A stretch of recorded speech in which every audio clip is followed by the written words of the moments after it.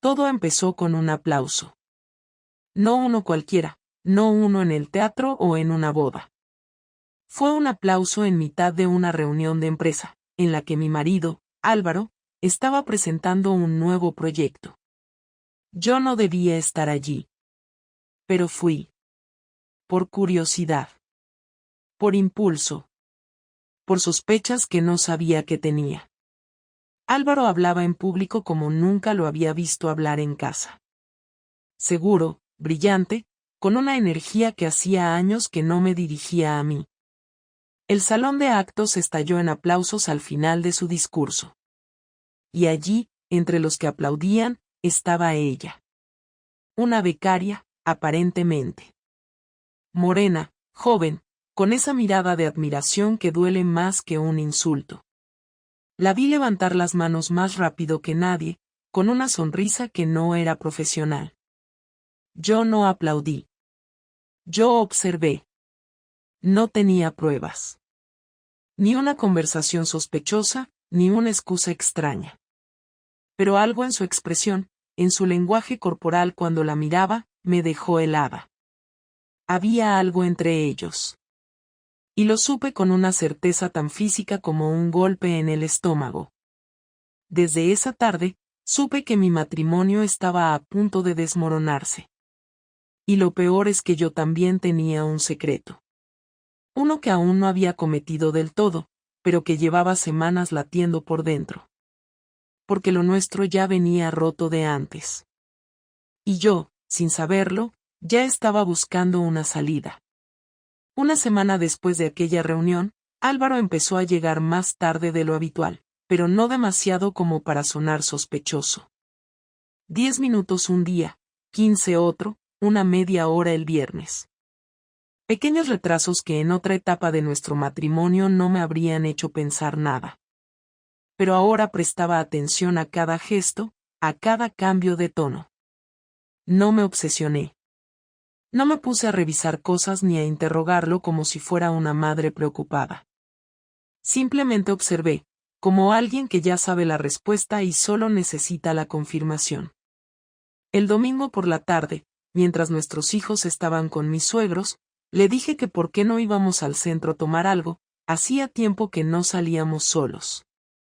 Me miró con una mezcla de sorpresa y duda. No dijo que no. Solo dijo que estaba cansado, que prefería quedarse en casa.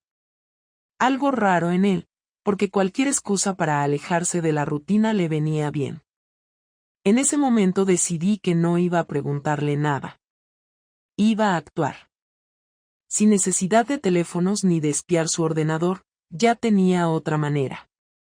Una compañera del trabajo, Irene, tiene una hermana que trabaja en el mismo edificio que Álvaro.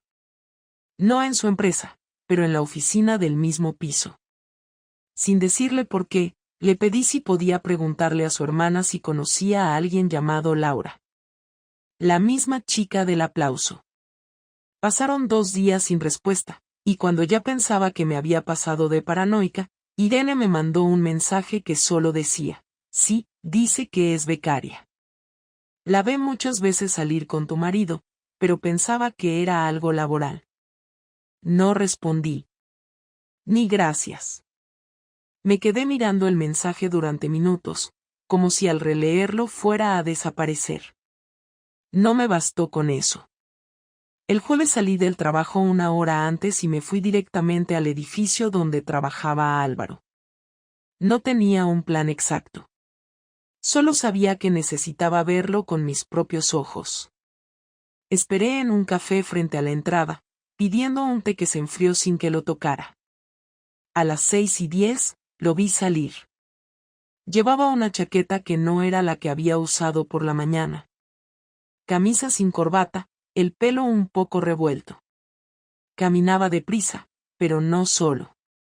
Ella iba a su lado, con una carpeta en la mano, como si eso justificara algo.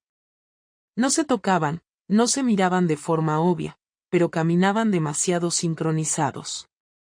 A veces basta con ver cómo una persona escucha a otra para entender qué está pasando entre ellos. Lo seguí unas calles más allá, sin acercarme demasiado. Entraron en un bar discreto, de esos con mesas altas y música baja. Me asomé desde fuera. No hacía falta que se besaran o que se rozaran las manos. La forma en que ella se reía, como él la miraba esperando su reacción, era más que suficiente. Me fui antes de que pidieran la segunda ronda. No lloré. No temblé. Solo caminé hasta mi coche y conduje hasta casa sin pensar mucho. Cuando Álvaro volvió esa noche, 2 horas después de lo normal, yo ya estaba en la cama fingiendo estar dormida. Se duchó, se metió en la cama, y por un segundo creí que iba a decir algo, pero no lo hizo. Al día siguiente actuó como si nada, incluso fue más simpático que de costumbre. Eso me dio más rabia que todo lo demás. No solo me estaba engañando, sino que creía que podía seguir haciéndolo con sonrisas falsas y chistes sobre compañeros de trabajo. La noche siguiente, no pude más y le hablé mientras cenábamos. Los niños ya estaban acostados, la televisión estaba apagada, y la mesa entre nosotros parecía más larga de lo normal. ¿Tienes algo que contarme, Álvaro?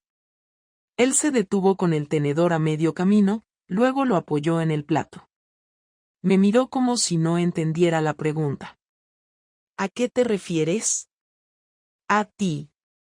A tu nueva rutina. A tus trabajos de última hora con Laura. No le grité.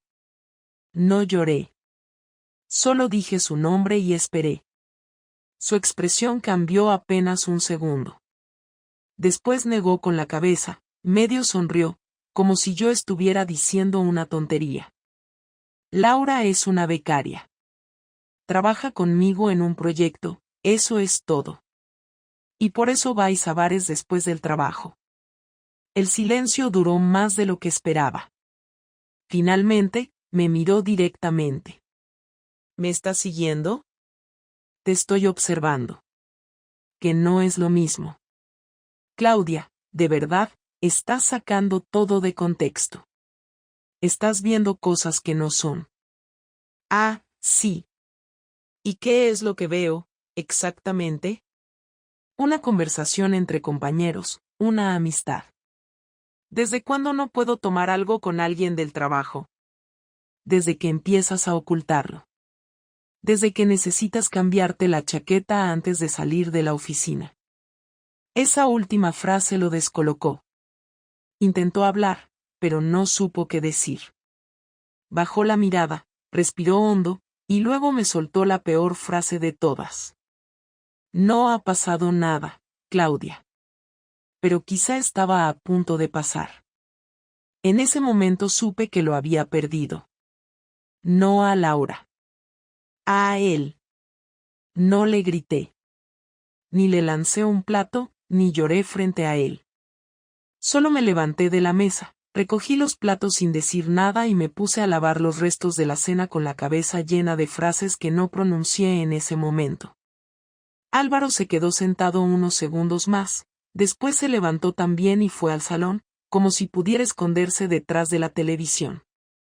Cuando terminé en la cocina, fui directamente hacia él, me senté enfrente, sin necesidad de encender ninguna pantalla, y lo miré como no lo había hecho en años. No sabía si quería respuestas, si quería escuchar sus excusas, o si simplemente necesitaba obligarlo a que dejara de mentir con esa tranquilidad que siempre fingía tan bien. Él no abrió la boca hasta que no le hablé otra vez. ¿Llevas mucho tiempo en esto? Álvaro ni se molestó en decir que no sabía a qué me refería. Tampoco intentó desviar el tema. Se tomó su tiempo para responder, lo que en su caso siempre significaba que iba a mentir con más cuidado. Claudia, no ha pasado nada físico, te lo dije. Solo me sentía bien hablando con ella. Supongo que es fácil sentirse comprendido cuando alguien te escucha sin reproches. ¿Y yo qué soy? ¿Un buzón de quejas? ¿Una voz en segundo plano? No, pero sabes que últimamente no hablamos, y cuando lo hacemos, discutimos. Estamos atrapados en una rutina que no nos deja respirar. Con ella fue diferente. No la busqué, simplemente pasó. Claro, porque las cosas simplemente pasan. Como ir a un bar con una becaria en horario de trabajo, como volver a casa con otra chaqueta. Todo muy natural. Álvaro bajó la mirada, como si eso le diera más credibilidad a su discurso. Empezó a jugar con el mando de la televisión, aunque no la encendió. Sabía que la tensión le superaba, que no era capaz de enfrentar una conversación que no pudiera controlar. Y por eso seguí. ¿Sabes qué es lo peor de todo esto? Que me lo esperaba. No por ella. No por ningún hombre. Sino porque ya no me mirabas como antes. Porque llevas meses evitando estar a solas conmigo. Porque te has convertido en un invitado en tu propia casa. No te das cuenta de cómo eres últimamente. Siempre estás tensa, siempre estás juzgando. Me miras como si te estorbara, como si todo lo que hago estuviera mal.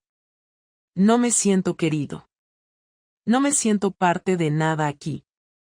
Entonces lo fácil es buscar una sonrisa nueva.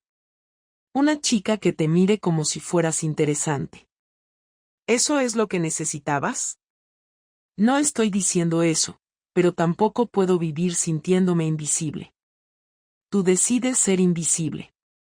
Tú fuiste quien empezó a apartarse, a encerrarse en su mundo.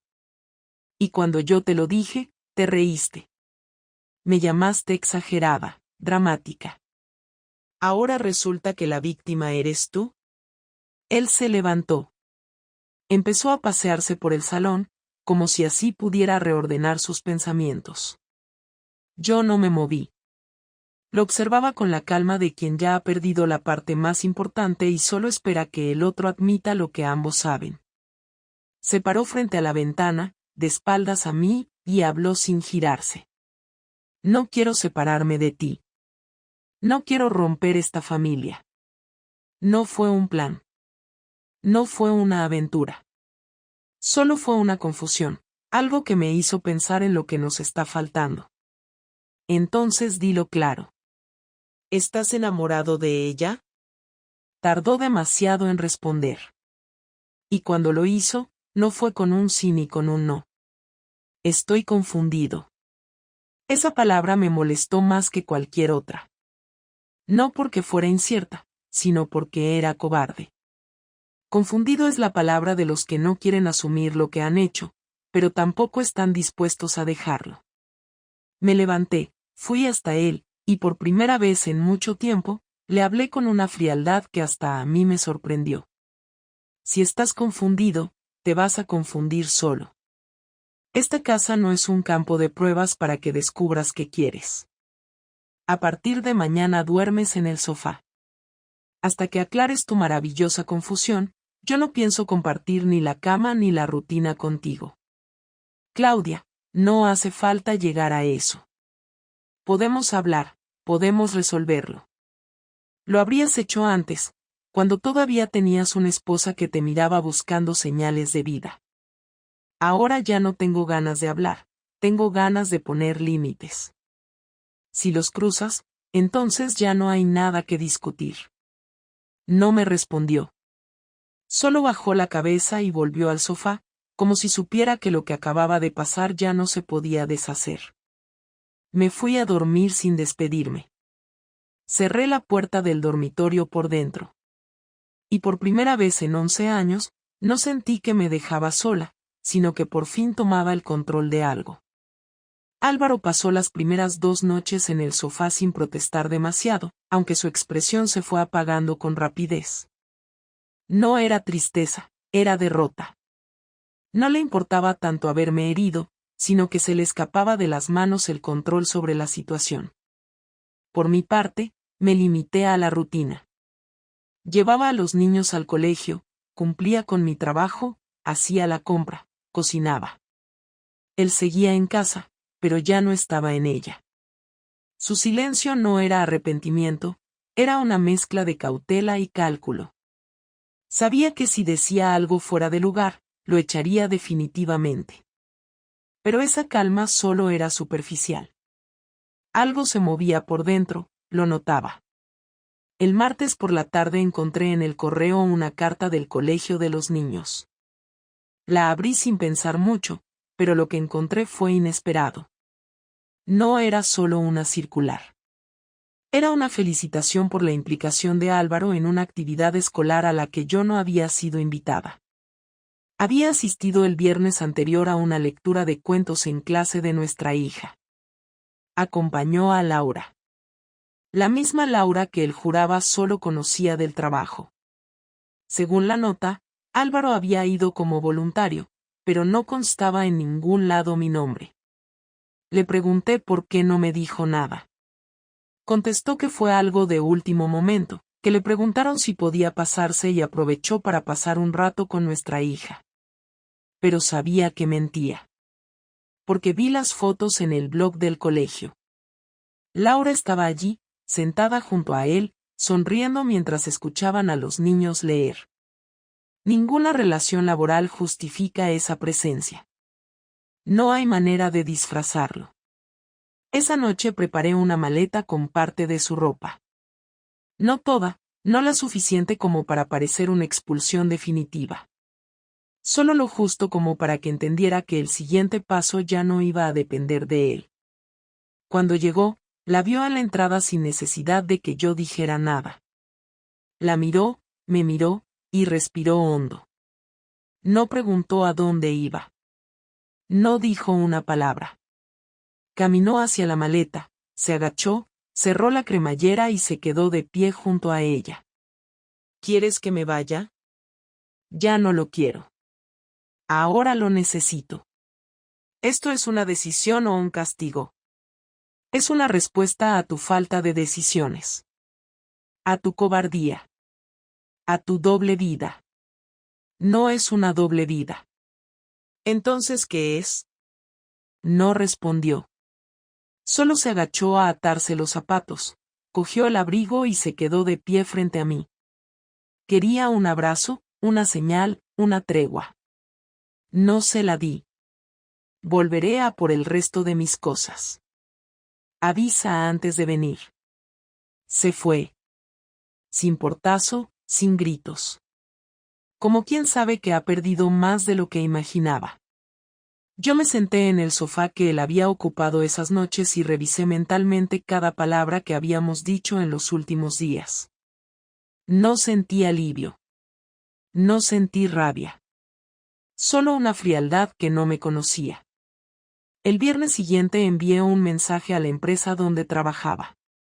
No para acusar a nadie, sino para pedir una reunión con su responsable directo.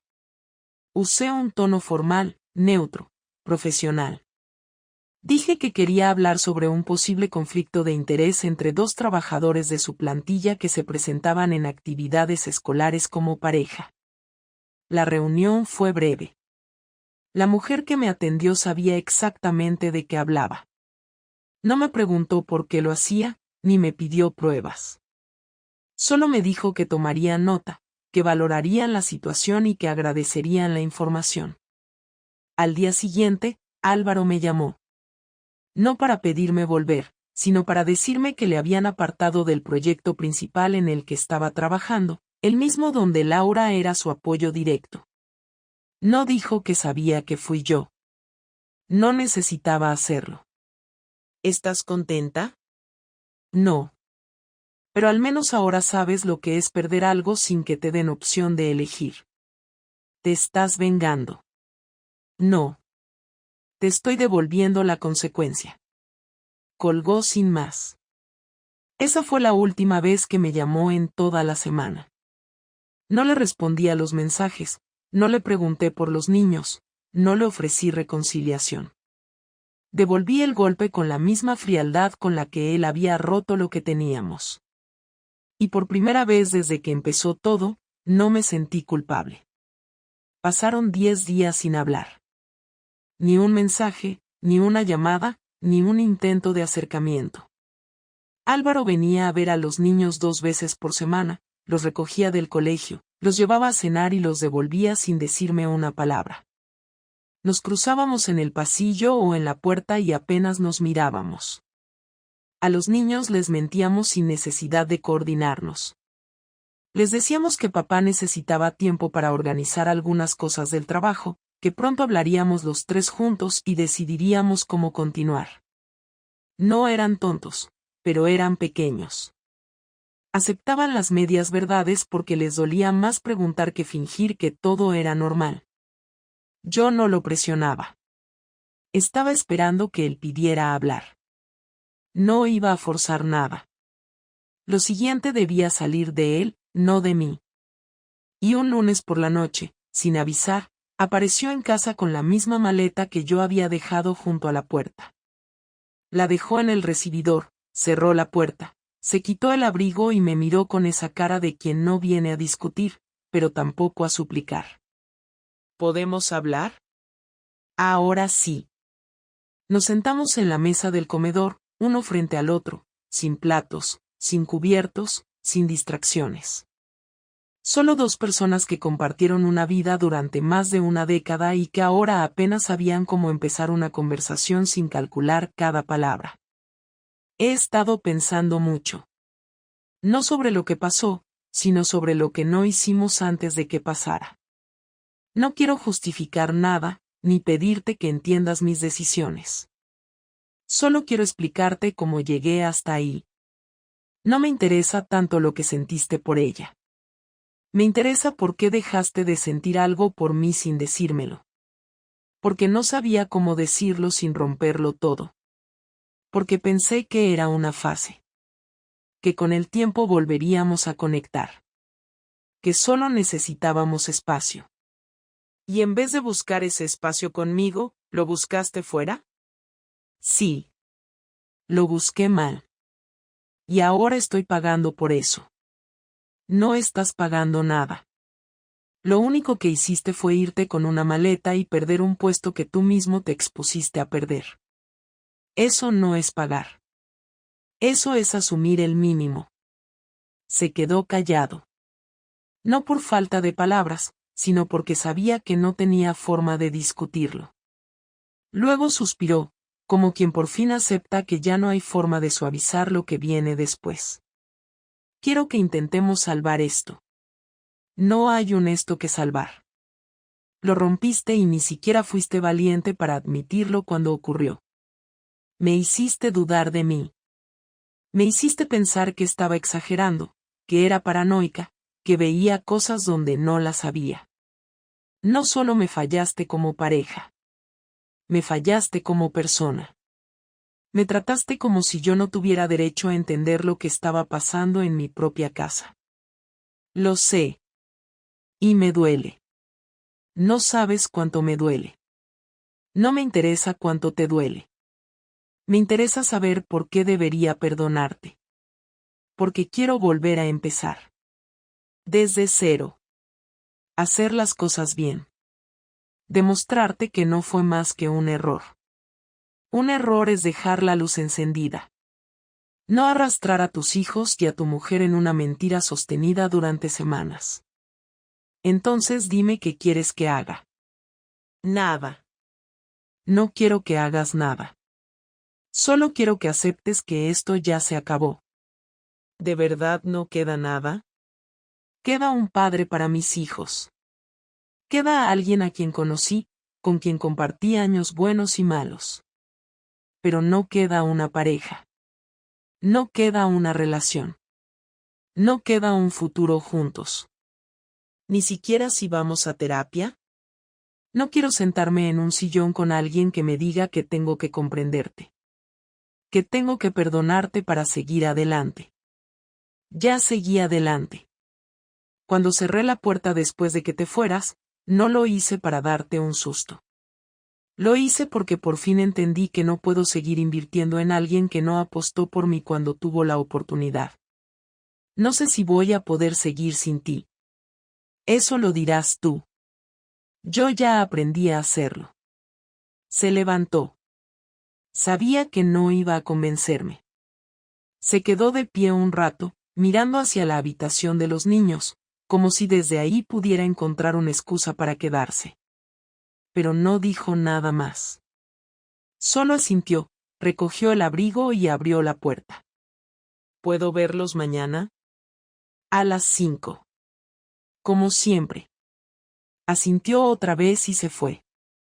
Esta vez sin maleta.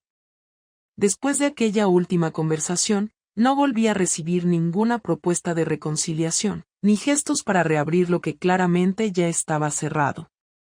Álvaro mantuvo su rutina con los niños de manera puntual, sin faltar un solo día, sin dejar de cumplir con sus compromisos como padre, pero sin cruzar ni una línea más allá de eso.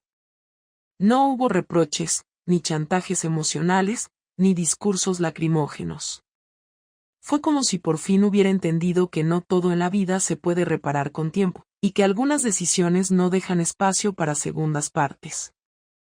A mí tampoco me costó seguir adelante, no porque no doliera, sino porque el proceso ya había comenzado mucho antes de que él se diera cuenta. Lo que dolió fue aceptar que alguien tan cercano podía desconectarse tanto de una vida compartida, que podía compartir su tiempo, su atención y hasta su intimidad con otra persona sin ni siquiera plantearse que había una familia entera girando alrededor de sus decisiones. Me costó más deshacerme de la culpa que de él.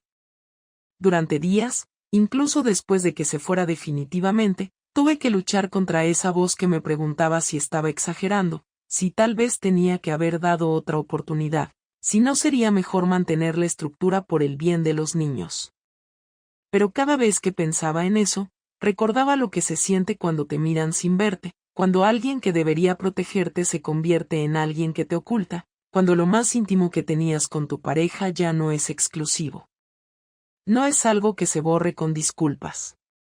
En cuanto a los niños, con el tiempo entendieron que algo cambió. No les dimos detalles, pero no eran necesarios. Sabían que papá ya no vivía con nosotros, que ahora se veían con él en otros espacios, que las rutinas se dividieron. Lo aceptaron con más facilidad de la que esperaba. Creo que los niños perciben mejor que nadie cuando algo no está bien, y cuando se acaba la tensión, cuando las discusiones ya no están escondidas tras puertas cerradas, se sienten más tranquilos, incluso si la situación es nueva. Con Álvaro hablé solo lo necesario. Las cosas de los niños, temas prácticos. Nada más. No hubo espacio para la nostalgia, ni para hacer balance de los buenos momentos. No quise revivir recuerdos que ya no tenían sentido. Me limité a cuidar lo que tenía delante, mi trabajo, mi casa, mis hijos y mi salud mental. Poco a poco, volví a salir. Al principio solo con amigas, luego con compañeros del trabajo, más adelante con personas nuevas. No estaba buscando a nadie. No era una carrera por reemplazar a nadie. Solo necesitaba sentirme viva otra vez. Tomar decisiones sin sentir que estaba siendo medida. Reír sin pensar si alguien me estaba juzgando. Dormir tranquila. Comer cuando me apetecía. Vestirme para mí. No fue fácil al principio, pero cuando me acostumbré, me di cuenta de que no era tan difícil vivir sin él. Solo era cuestión de reorganizar lo importante. Pasaron 6 meses desde que se fue hasta que firmamos los papeles del divorcio. No discutimos por nada. No hubo peleas por el dinero, ni por la custodia, ni por la casa. Fue todo administrativo. Sin emoción. Sin historia. Cuando salimos del juzgado, me miró como si esperara un gesto, una palabra, una despedida. No se la di. Solo dije cuídate y me di la vuelta. No porque estuviera dolida, sino porque no quería prolongar algo que ya estaba completamente apagado. No necesitaba su tristeza ni su simpatía. Solo necesitaba cerrar esa puerta. Con el tiempo entendí que no fui una víctima pasiva. Que mi silencio durante tanto tiempo también tuvo un precio. Que los pequeños gestos que dejé de hacer, las conversaciones que evité, la rutina que acepté sin cuestionar, todo eso también sumó. Pero nada de eso justifica su decisión. Porque cuando uno siente que algo se rompe, lo dice, lo enfrenta, lo pelea si hace falta. No lo esconde. No lo disimula detrás de excusas. No lo transfiere a otra persona esperando que ahí esté la solución. Él eligió un camino más fácil, pero más cobarde. Y al final, el precio que pagó fue perderme sin posibilidad de retorno. Lo que aprendí de todo esto es que nadie es imprescindible. Que las relaciones no se mantienen solas. Que el amor se desgasta cuando no se cuida, cuando no se defiende, cuando no se nombra. Y que a veces el mayor acto de dignidad no es luchar por alguien, sino dejarlo ir cuando ya no hay nada que recuperar. Ahora vivo con menos, pero me siento más completa. No porque haya ganado algo, sino porque dejé de perderme en alguien que ya no era capaz de verme. Y con eso me basta. No necesito más. Al menos por ahora.